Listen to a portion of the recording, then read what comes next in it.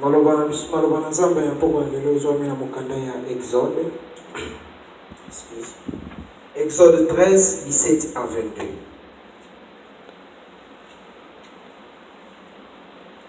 Exode 13, 17 à 22. Totangi na kombo na Yesu. Lorsque le pharaon laissa partir le peuple, Dieu ne les conduisit pas par le chemin qui passait par le pays des Philistins, même si c'était le plus direct. Dieu s'est dit, en effet, le peuple pourrait éprouver de regret en rencontrant la guerre et retourner en Égypte. Dieu fit donc faire au peuple un détour par le chemin du désert, vers la mer des Roseaux.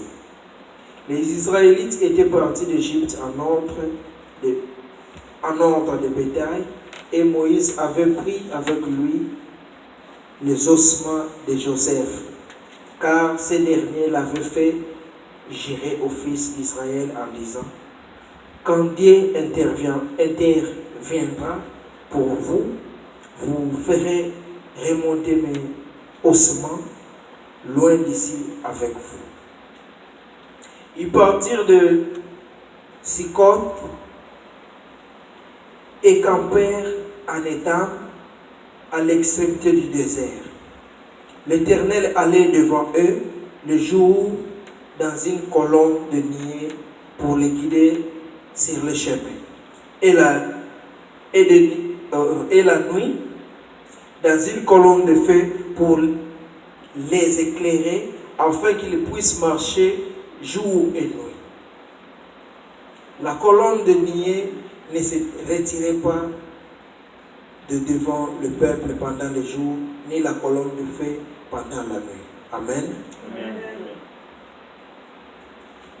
Toko beta maboko makasi tango mosali na nzambe azopusa na liboso. Tobeteli Yesu maboko.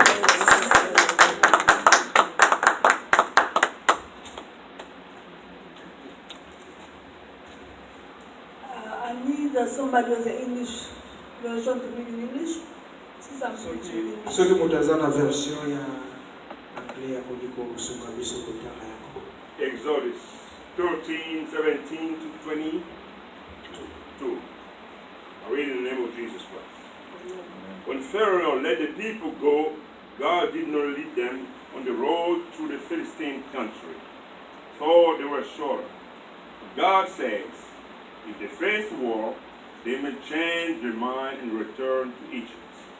So God led the people around the desert road toward the Red Sea.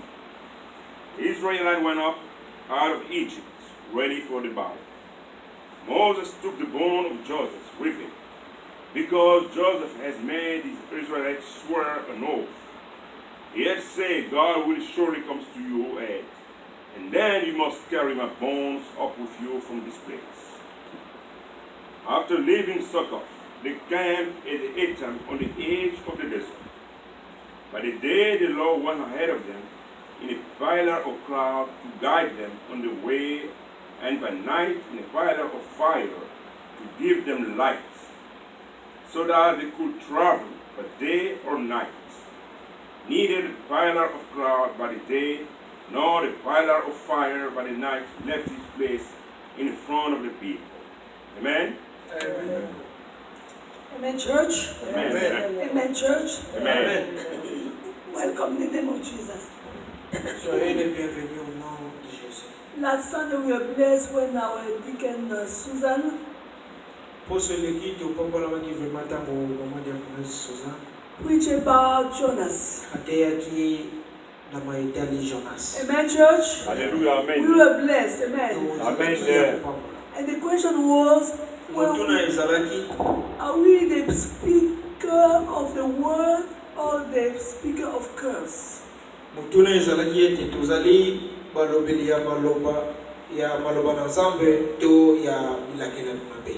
Amen, church. Amen. Yes. So I hope everybody, you kind of thought about the question and also find an answer. Amen. Naliki ete moko na moko akanisaki na mutuna oyo pe aziyebaki kozwa eyana.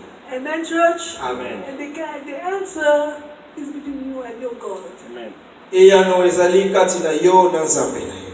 If you was the one answer to be the spokesman of the word of God, Soki ezalaki eyano ya malamu kozala molobeli ya maloba na nzambe, we give God the glory. tokumisi nzambe. Amen, church? Amen. But if you was the spokesman of a curse, Kasi soko ozali molobeli ya bilakeli mabe, it's never too late to repent ezali nanu trop tard te mpona kobongola and change pe kobongwana and go back to God.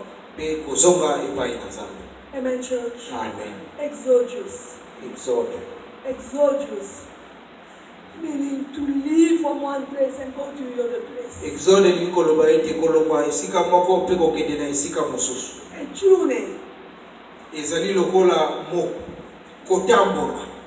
We all know that we are in a journey in this world. Toyebi ete biso nyonso tozali na ta kotambola na kati na mokili oyo. It's not our destination. Oyo ezali esika ya kosuka te.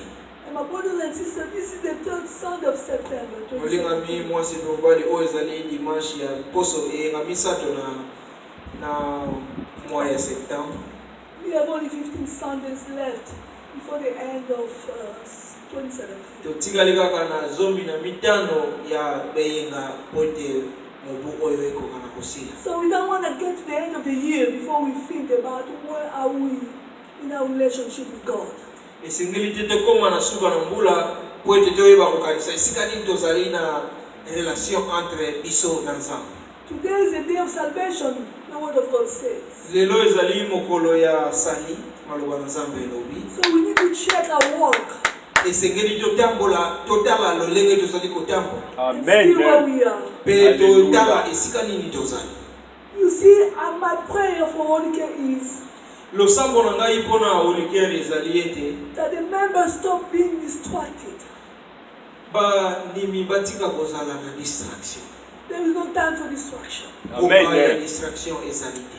God is working in our lives. Nzambe azali kosala na bomoi na In biso. the life of each one of us. Na bomoi ya moko na kati na But biso. if we are distracted, Kasi soki tozali na kati na we distraction, will not see the hand of God working in our life. tokokoka komona loboko na Nzambe te kosala na kati na bomoi na biso. So Hallelujah. my prayer is Na yango libondeli na ngai ezali ete that our faith will increase daily.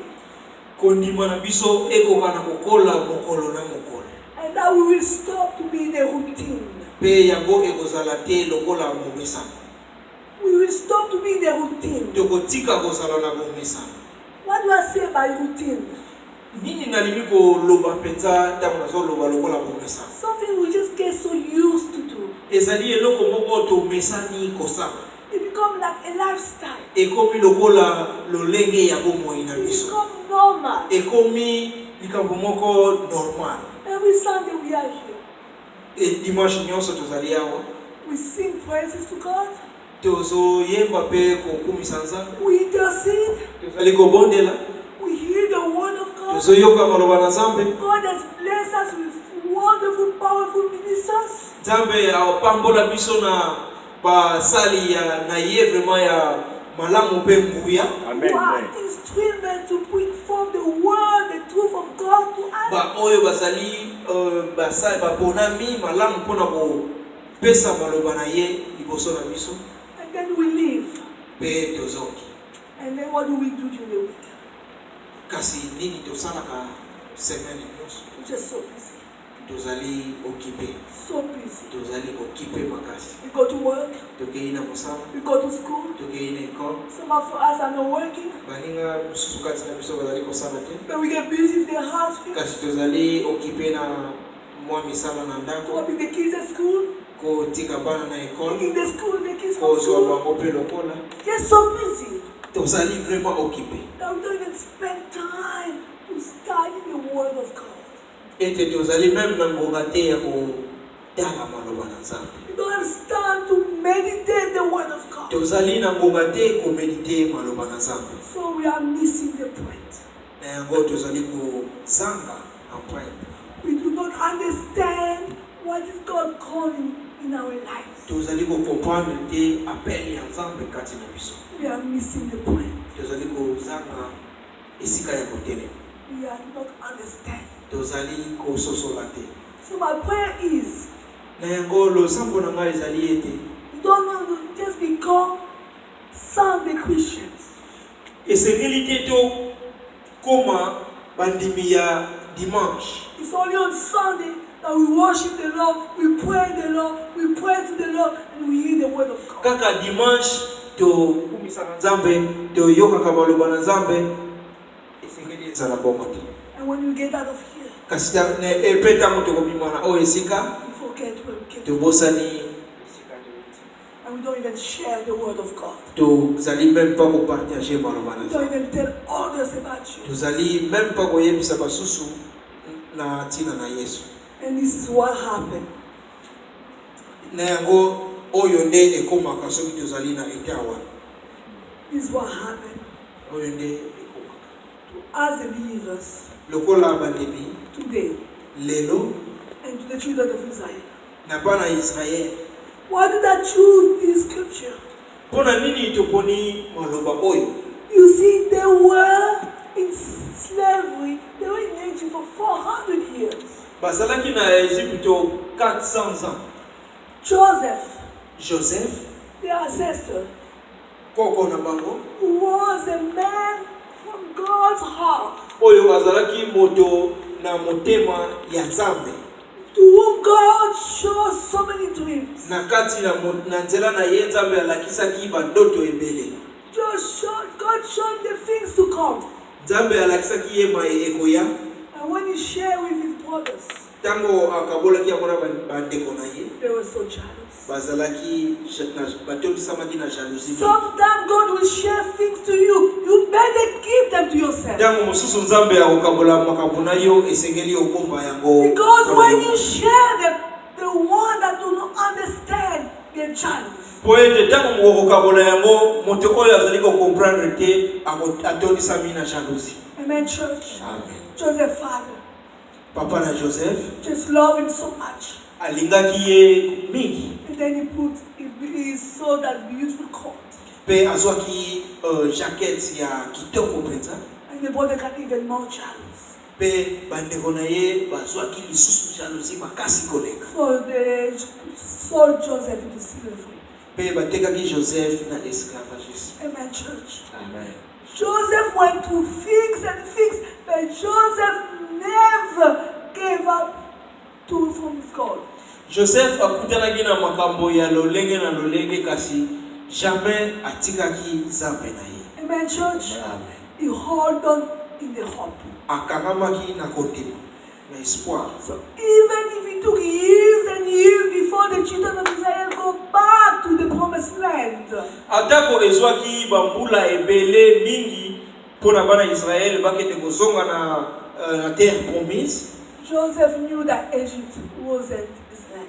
Joseph ayebaki ete Egypte ezalaki mabele na ye. Even he got into a high position. Atako akomaki na position ya likolo He penza. had God's favor, Azwaki faveur na Nzambe. but he knew he wasn't his Kasi land. ayebaki ete wana ezalaki mabele na ye. He wasn't the land that God promised Abraham. Ezalaki mabele wana te Nzambe aprometaki epai. So he made them swear that even if he died, they would take his bones back to the land God has promised them. Azwaki mokano ete atako akufi bakozwa mikuwa na ye bamema yango na terre promise. The hope. Espoir. How many of us are holding to the hope? Combien na kati na biso bazali kokangama na espoir. So 400 years in Egypt, 400 ans na Égypte. so many generations. Ba génération ebele A na lot of them died. mingi na bango ba We can tell maybe 4 generations. tekoli koloba ete ata 4 génération. The children of Israel cried out to God, Bana Israël balelaki epai na Nzambe. and God heard the cry. Pe Nzambe ayokaki kolela na bango. And he sent Moses. Atindaki ayebaki kotinda Moïse. Amen, church. And God sent 10 plagues to Egypt. Pe Nzambe atindaki 10 I don't know how to say plagues in French. Is that plague? commandement, Plague. 10 plagues. au atindaki di épidémie par ba Égyptien so that the Pharaoh can let the people go. pour être Pharaon akongana ko libérer bato bakende. Those Israelites saw what God did. Bana Israël bamonaki oyo Nzambe asalaki. They saw how powerful the God was. Bamonaki nguya nini Nzambe na bango asalaki na yango. Finally, Pharaoh let them go. Pe suka Pharaon atikaki bango bakende. And they left Egypt. Pe batikaki boka na Egypte. With a lot of things. Na biloko ebele. A lot of wealth. Na mengo ebele. Riches. Richesse mingi. Gold, silver, name it. They left a lot of things. Or diamant. Makambo ebele batikaki na Egypte. They left them. Batikaki yango. Bamemaki yango pa. Amen, church. As they were going, Tango bazalaki kokende. you see, God knows us in and out. Nzambe ayebi biso kati pe libanda. God could have taken them into that shortcut Nzambe akwaki komema bango na nzela oyo ya mokuse through the land of the Philistines. na mabele ya Bafiliste. But God knew that the Philistines were enemies. Pe Nzambe ayebaki ete Bafiliste bazalaki baenemi. That they will cause war against the children of Israel. Bako bundisa bana Israel. Amen, church? Amen. And God knew them. Nzambe ayebaki bango. He knew the thoughts. Ayebaki makanisi He na knew bango. the mindset. Ayebaki makanisi na He bango. knew the heart. Ayebaki mitema na bango. They were full of Egypt. Ayebaki They were full of Egypt. bazalaki ya koton, bazalaki koton, Amen, kotonda na Egypte na kati na bango. Amen, church. Egypt can be compared to the fall of man, sin, of anything that doesn't please God. Egypte tokoni ko comparer yango na masumu pe mainyoso oyo ezali kosepelisa Nzambe To slavery, to bondage. na bowumbu kokangami That was Egypt. wana ezalaki Egypte. And you see, they were born in Egypt. Tomoni ete babotamaki na kati na Egypte. Where's in Egypt? Bakoli na Egypte. So the thoughts were about Egypt. Makanisi na bango ezalaki kaka a propos ya Egypte. So God knew that Nzambe ayebaki ete if they go to the land of the Philistines soki bakei na nzela ya mabele ya Bafiliste and they see the Philistines coming against them, pe bamoni Bafiliste koya contre bango they will be afraid. bakotondisama na bobangi And they will want to go back to Egypt. pe bakolinga kozonga na Egypte. They will forget the 400 years of pain in the slavery. Bakobosa na 400 ans ya souffrance na kati na bumbu. They will forget working under the sun for hours and hours. Bakobosa na kosala na se na moi panda ba ngonga ebele. They will even forget how they used to whip the back and they hit them. Bakobosa na tango bazalaki kobeta bango. They will forget everything. Bakobosa na nyonso. But mostly, Kasi mingi they will forget God's power hand. bakobosa na Release them from Egypt. nguya ya Nzambe ya loboko na Nzambe oyo ebimisaki bango na kati na And they Egypte. will want to go back to Egypt. Pe bakolinga kozonga na Egypte. So God gave them the long way. Nzambe apesaki bango nzela ya molai. Because God knew that He had to work on them. Nzambe ayebaki ete esengeli asala na kati na bango. He had to work on the way of thinking. Esengeli asala na lolenge bazali kokanisa. He had to work in their hearts. Esengeli asala na mitema na bango. So they will have a relation with their God. Tina ete bazala na relation na Nzambe. Amen, church. Amen. And we read that Pe tutangi yetu. God went in front of them. Nzambe akendeki liboso na bango. During the day, Na journée as a pillar of cloud. lokola lipanda ya kembo. And night, Pe na butu as a pillar of fire. lokola colonne de feu. The presence of God. Présence ya Nzambe. The presence of God. Présence na Nzambe. If any man is in Christ, Soki moto azali na Kristo he's a new creation. azali ekelamu ya sika. The old is gone. Maye ya kala eleki Behold, the new has come. pe ya sika eye. And that's what we are, you and I. Yango wana tozali yo na ngai. creation. tozali ekelamu ya sika. But in our new creation, Kasi na kati na kozala ekelamu ya sika. we do not forget what is in the world. Tobosani te nini ezali na mokili. Our thoughts are full of the world. Makanisi na biso etondi na makambo na mokili. Our hearts full of the world. Mitema na biso etondi sami na mokili. Because we were used to be in darkness. Po ete tango tozalaki na molili. Even though we are not children of darkness anymore. Même si tozali susu bana ya molili te. We became the children of light. Tokomi bana ya poli. Unless we are like the Apostle Paul. A moins que tozala lokola apôtre Paul. We met Jesus Christ on the road of Damascus. Tutungisi nzambe na nzela ya Damas. We met. Tukutani na nzambe pardon na nzela ya Damas. And then he was changed, transformed 24 hours. Pe abomani 24 heures. You can say that I'm not the one who lives any longer, but Jesus lives in me. Akoji koloba ete nazali susu te oyo azali kobika kasi Yesu azali kobika na kati na ngai. But most of us are not like the Apostle Paul. Kasi mingi na kati na biso tozali lokola apôtre Paul. So God cannot give us a shortcut. Na yango nzambe akoni kopesa biso nzela ya mokuse te. He has to give us the long way. Esengeli azopesa apesa biso nzela ya molai. So we can walk through our minds. Akoni apo asala na kati na makanisi na We biso. can walk in our hearts. Na mitema na biso. Amen, church? Amen. Because we still thinking like the one in the world. Pointe tozali kaka kokanisa lokola baye bazali na mokili. If there is any adversity, we get afraid. Soki ezali kaka na mwa ko changement moke tobangi. If you have any trouble, tribulation, Soki tozali na mwa problème mike we forgot what God has done in our life. tobosani nyonso nzambe asalaki na bomoi. One day, God save us, maybe from an accident. Mokolo moko tango mosusu nzambe a épargnaki biso na accident. One day, God save you, took you from out of the sick bed and gave you health. Mokolo moko nzambe a bikisaki yo na maladi pe apesi yo His hand nzoto has kolo. been working in your life. His hand has been working. Loboko na ye ezali kosala kati na biso. But you forgot. Si tobosani. When you face war, Tango tokutana na bitumba. when you face adversity, Tango tokutana na ba adversaire. you forget Tobosani. what God has done. Oyo nzambe asala. And your mind is full of doubt, Pe makanisi na yo ezali etondisami na baduti. full of fear. Na kobanga. That's why we are where we are today. Yakwana tozali esika tozali lelo. A long journey Nzela ya molai. where God can work in us. Oyo kuna nzambe akoni kosala na kati na biso. Where He can renew our mind with His word. Kuna akoni kobongola makanisi na biso na maloba na ye.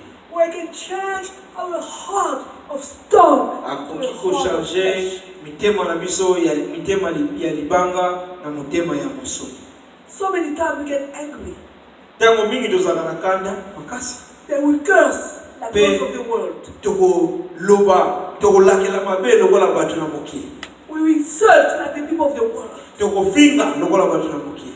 The word of God says, out of the abundance of the heart, your mouth speaketh. Maloba na Nzambe elobi ete na mai oyo etondisami na motema etindaka monoko eloba. So we have to be careful. Esengeli tozala prudent. Because we look and sound like the people of the world Po ete tozo ressemble lokola batu ya mokili. that do not know God. Batu oyo bayebi Nzambe te. So God has to put us in a long way. Na yango Nzambe atiaki biso na nzela ya molai. So we can learn to meditate His word. Esika ete tokoki koyekola komedite maloba na ye. To read His word. Kotanga maloba na ye. To fill up His word in our heart. Kotondisa maloba na ye na mitema na biso. To put His word in our mind. Kotia maloba na Nzambe na makanisi na biso. So we can start living Pe ya tokuka ko vite the way you want us to live. lolenge oyo Nzambe alingeli biso to vivre. This is the time when Jesus said, John 4, 23 to 24. Jean 4, 23 à 24. Yet the time is coming Tango ezali kolia and has come pe eye deja when the true worshippers po ete ba adorateur ya solo will worship pako adore nzambe the Father in the Spirit and in truth. na molimo pe na bosolo. For they are the kind of worshippers Poete bazali sorte ya badorateur the Father sees. oyo papa azali koluka. God is Spirit. Molimo ya nzambe. God is Spirit. Nzambe azali molimo. And his worshippers Pe baye bazali kokumisa ye must worship in the Spirit and in truth. esengeli bakumisa ye na molimo pe na bosolo. Those are the worshippers God seeks. Awana nde ba adorateur oyo nzambe azoluka. The true worshippers. Ba adorateur ya bosolo. We get to become true worshippers. Tango tozokoma ba adorateur ya solo, We only become when the Spirit starts leading us. tokoma yango kaka tango molimo ezali kotambulisa biso. Amen, church? Amen. Only when we die to self. Kaka tango tokufi To self, as well, na kati na biso that we can become true worshippers. pe nde tokoni kokoma ba adorateur ya solo. That we can worship in spirit and in truth. Wana toko adore na esprit pe en vérité. Because at that time, the Holy Spirit is working in us. Poete na tango wana molimo mosanto azali kosala na kati na biso. And we can see the fruit of the Spirit in our life. Pe tokoni komona ba fruit ya molimo mosanto na bomoi na biso. Love, Bolingo, forgiveness, pardon, patience, patience, humility, humilité, self-control. contrôle de soi. Amen, church. Amen. The fruit of the Holy Spirit. Ba boma ya molimo mosanto. Operating in us. Operating in us. Ezosala na kati na biso. Well, what is your Egypt? What is your Egypt? Nini ezali Egypte na yo? What is keeping you from truly following Jesus? Nini ezali ko garde yo poete okoka kolanda nzambe na bosolo te? What is your Egypt? Nini ezali Egypte na yo? We have to go and kneel down. Esengeli tokende pe topeta sete. We have to seek the face of God. Esengeli tokende tofukama pe toluka elongi na nzambe. We have to say, God, you know me in and out. Toloba ete nzambe oyebi ngai kati pe libanda. Show me Lakisa ngai what is the obstacle. ba obstacle nini What ezali? is the Egypt in my life Nini ezali Egypte na bomoi na ngai? that's keeping me O ezali kokanga ngai from working, pona kosala pona kotambola freely libre with you, elongo na yo, from serving you pona kosalela yo freely. librement. Show me, Lord, Lakisa ngai kona and God will show you pe nzambe akolakisa yo because He knows us po ete ayebi biso in and out. na kati lolenge moko pe na libanda. Amen. So even the children of Israel, Ata bana Israel they saw the presence of God. bamonaki présence ya nzambe, They saw the cloud, the pillar of cloud in the day, bamonaki lipata ya nkembo na moi leading them during the day, ezali kotambusa bango na moi, and the pillar of fire pe la colonne de feu leading them during the night. kotambusa bango butu. The presence of God Présence ya nzambe, that did not leave them. présence ya nzambe etikaki bango te. Jesus said, He will never leave us nor forsake us. Yesu Kristo alobi ete nakotika mpe kobosana bino te. We know that His presence is with us and in us. Toyebi ete présence na ye ezali na biso mpe na kati na biso. So why are we worried? Kasi mpona nini tozali komitungisa? Why are we worried about our enemies? Mpona nini tozali komitungisama na ntina ya baenemi na biso? Why are we worried about the trials and Mpona nini tribulations? tozali komitungisama na batribulation? When we know that His presence is always with us and in us. Ntango toyebi ete présence na ye ezali toujours na biso mpe kati na biso. God wants us Nzambe alingi biso ete to become mature believers, mature Christians. tokoma bandimi oyo baza na maturité ba chrétien mature To no longer drink the milk, but start eating the meat. tomela lisusu miliki te kasi tobanda kolia misuni To become mature Christians, tokoma ba chrétien mature mature believers Alléluia. baza na maturité who know their identity, ba oyo bayebi identité who know who they are in Christ, bayebi banani bazali na kati na Kristo bought from a priceless price. ba oyo basombomaki na tala na oyo ezangi tala Bought from the blood of Jesus, na makila ma Yesu Kristo Alléluia. who is shed upon the cross, oyo asopaki na ekulusu so that you and I po ete yo na ngai can come out of darkness tokoki kolokwa na molili and come to the light. mpe toya na pole So that you and I po ete yo na ngai will no longer feel death, tokobanga lisusu liwa te because there is no authority upon po us. ete liwa ezali na autorité moko te kati na mikolo na To biso be away from the body is to be present with the Lord. kozala Amen. kosika na nzoto oyo ezali kozala na présence ya nzambe The death of my body is only a way for me to transfer, to meet my Savior face to face.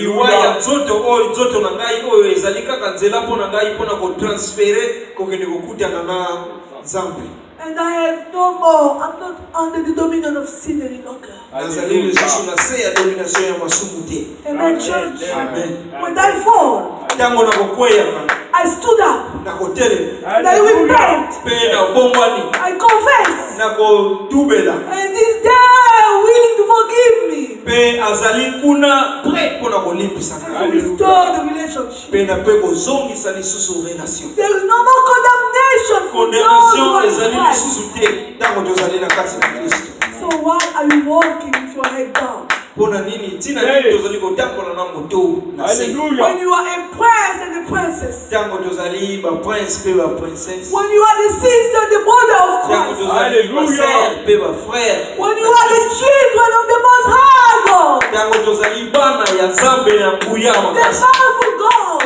nzambe oyo atondisami na nguya who always walk with us. oyo atambolaka toujours na biso To never leave us.